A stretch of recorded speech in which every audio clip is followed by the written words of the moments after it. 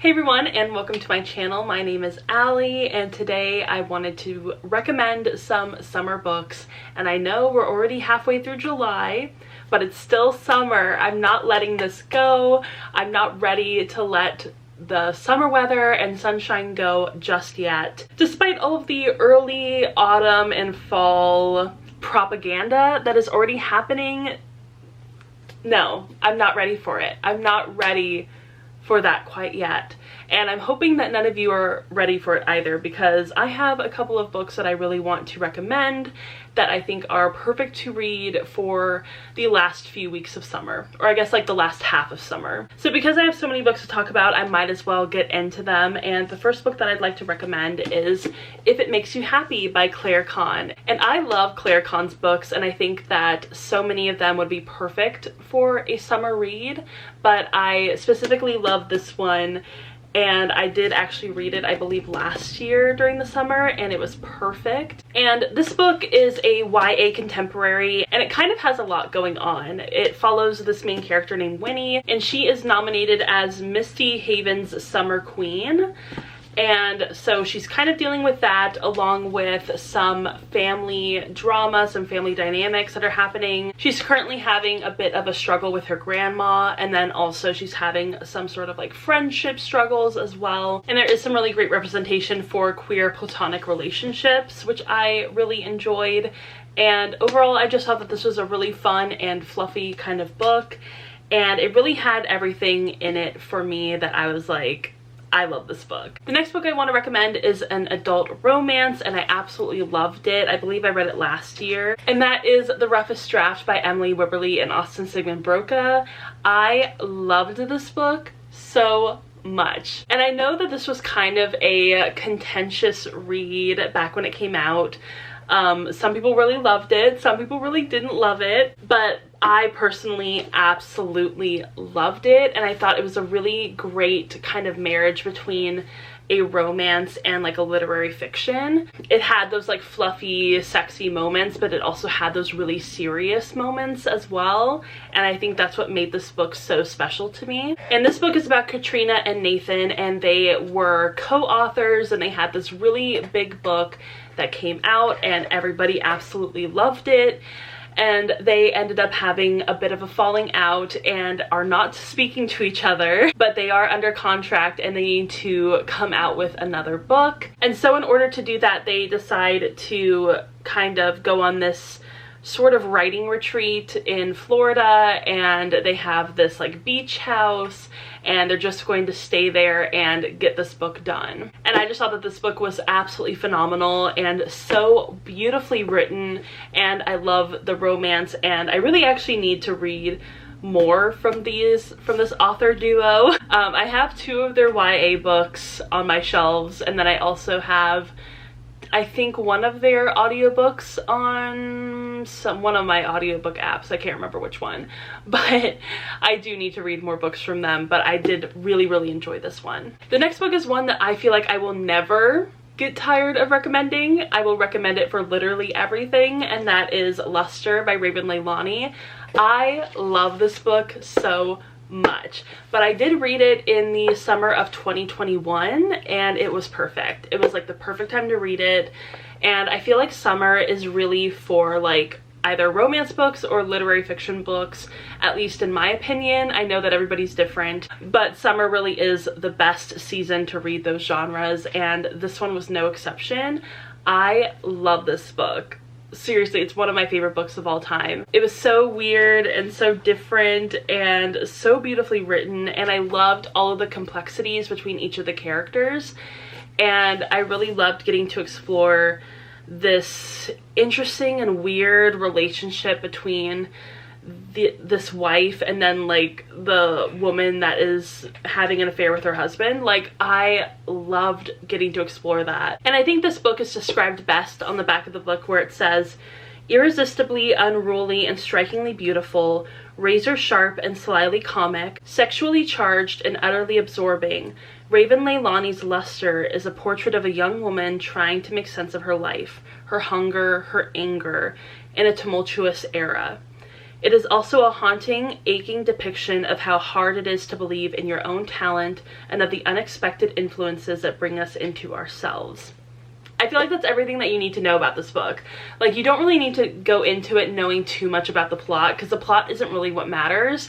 It's really just the feelings that it gives you and the emotions that it explores within this book, and it's amazing. It's iconic. Another book where I feel like the plot really doesn't matter, you just need to read this book, and that is Beautiful World, Where Are You by Sally Rooney.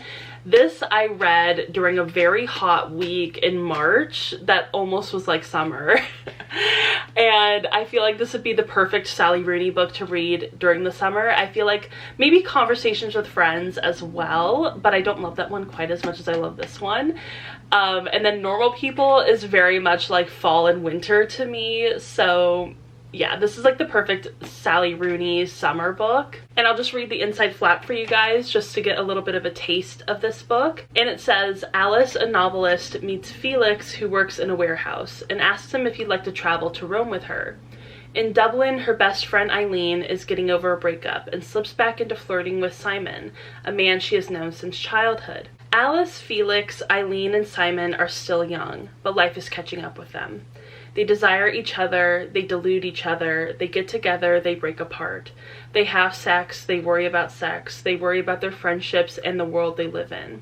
Are they standing in the last lighted room before the darkness, bearing witness to something?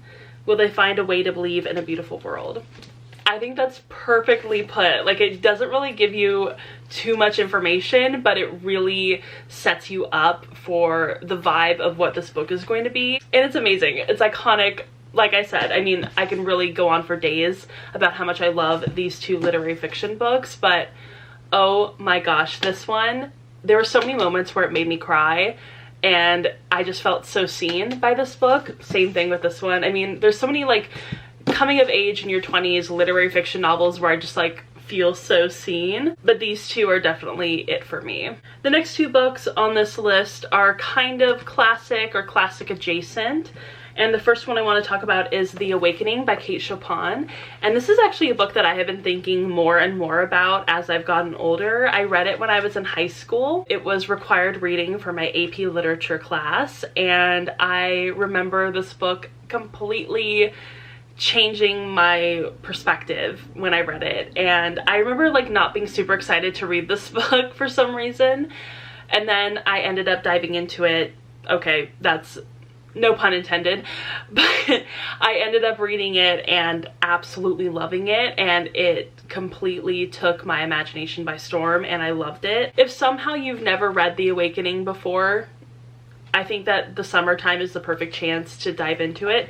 It's a really short classic, so you'll get through it pretty quickly. And Kate Chopin just has such an interesting way with words. I've never read anything from her that I didn't love. She's one of my favorite classic authors. I think that she is pretty underrated when it comes to classics. Like, I feel like not a lot of people talk about The Awakening or talk about any of her short stories or anything like that, which I think is such a shame because she's such an amazing writer. And this is one of the like most seminal feminist texts that you can possibly get your hands on. And I think that it's iconic and incredible. On the back, it says that Newsweek said, interesting and timely, Chopin's oracular feminism and prophetic psychology almost outweigh her estimable literary talents. And then the New York Review of Books said Kate Chopin was long before her time in dealing with sexual passion and the personal emotions of women.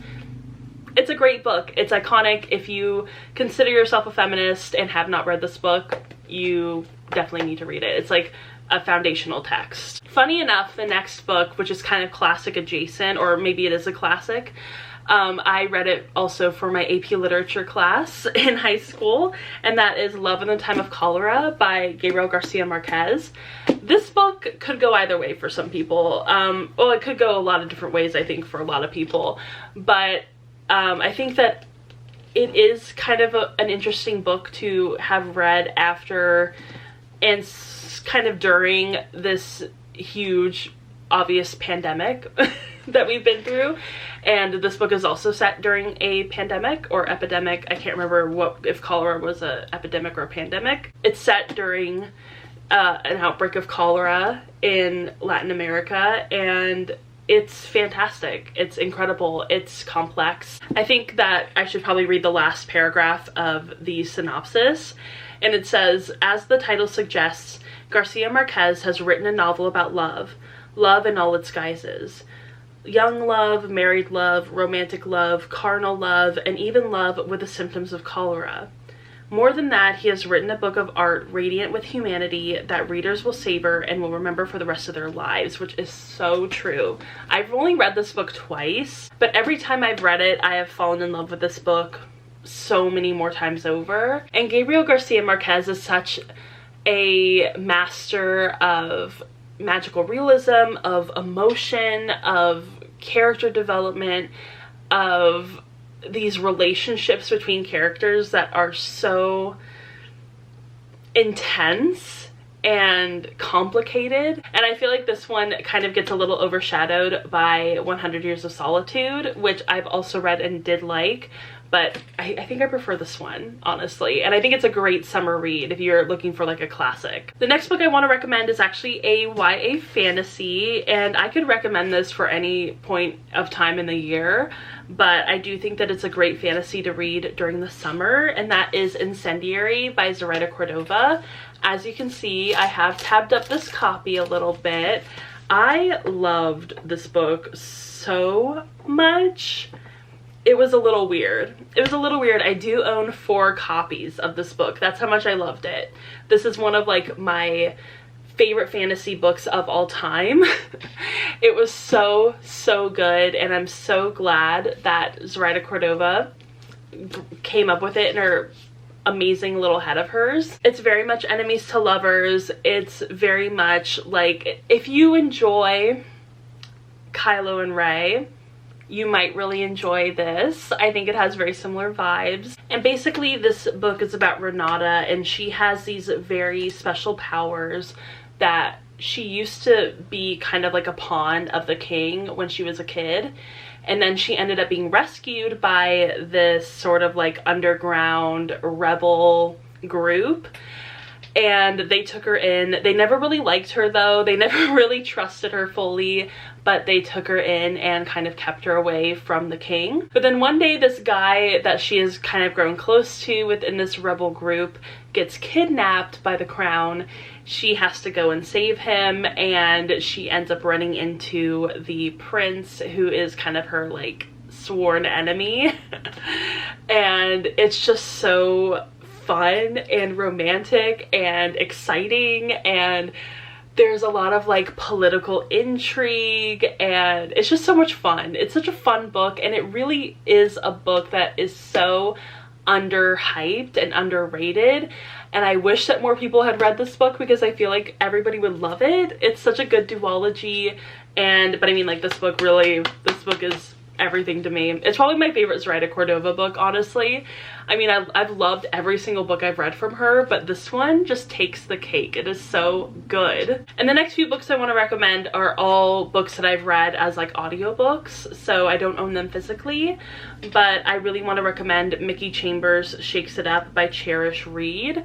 And I just recently read this book actually and absolutely loved it. I think it's a perfect romance for the summer. Basically, this book is about a woman, and she is an adjunct professor at this college, and she is not making enough money. She really needs to support herself, and she ends up getting a job at this bar as a server, and she quickly finds out that the owner of the bar is actually one of her students, and he's taking her class. She is working at his bar, and romantic things ensue. It's a really fun book. It's another one of those super underhyped books, but I feel like a lot of people would love it. So definitely check it out if you haven't heard of it before. Now you know. The next book I want to recommend is Mame by Jessica George. I read this book earlier this year and absolutely loved it. It's a literary fiction debut novel from this author, and I really connected with this book on a deeper level. I could really see a lot of myself in this main character being in my 20s, not really knowing where you want to go career-wise, being the only daughter and having to shoulder a lot of the familial burden, expectation on your shoulders. I just found a lot of kinship with this main character, so I absolutely loved it for that reason. I also really loved the way that the story was told. I thought that was really interesting. And like I said earlier, I feel like literary fiction is just one of those genres that is perfect for the summertime. Another book I'd love to recommend is Jacqueline Woodson's Another Brooklyn. This is a pretty short novel, so you can get it done within like an afternoon, but it's set in New York and it follows this young girl, and she is living in an apartment with her brother and her dad.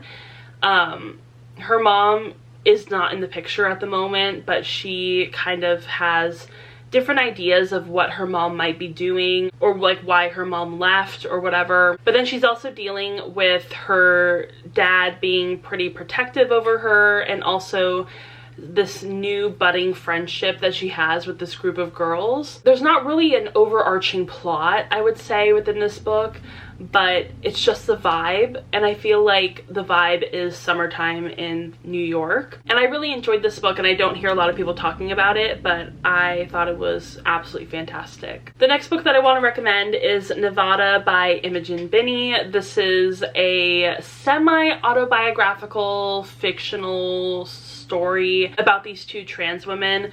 One of them is more established and more comfortable and secure within her transness, and then there's another character who is just starting to come to terms with the fact that she's trans, and they end up by chance meeting and learning from each other and changing each other's lives forever.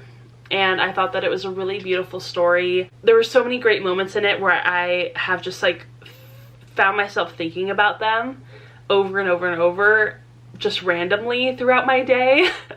I read this last year, and yeah, it has not left my subconscious ever since I read it. So I think that it definitely left a lasting mark on me, and I think that it will for anybody who reads it. So definitely check it out if you haven't heard of it yet. And then the last one I want to recommend is another literary fiction book, and that is You Exist Too Much by Zaina Arafat.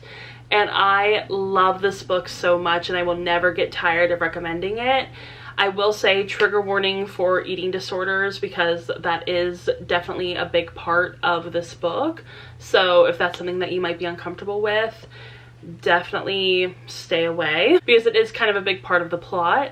But I really loved the exploration of the mother-daughter relationship that was going on in this book. And I also really loved the exploration of the main character's Palestinian heritage within this book as well. I mean, I think that everything really worked well together, and there were so many complexities within this book that I don't always get to see explored within other books. And it was also beautifully written.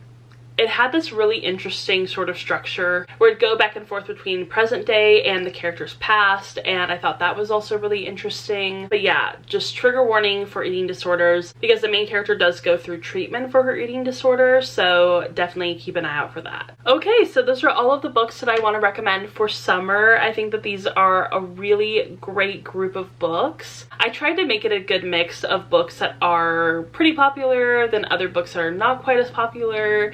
Tried to give options for a lot of different genres. I think that summertime can be kind of hit or miss for a lot of people, and so you kind of need those books that are going to really grab you, because I have been dealing with that lately, especially in July for some reason. I've not really been grabbed by any books lately, but I am trying to keep my head up and trying not to fall into a slump, so I'm hoping that this video will also help all of you not get into a slump either. So yeah, I hope you all enjoyed it, and if you did, go ahead and give it a thumbs up and subscribe to my channel. Also go ahead and follow me on Instagram, Twitter, Goodreads, Storygraph, TikTok, also Threads. All the links will be down below, and I will see you all in my next video. Bye!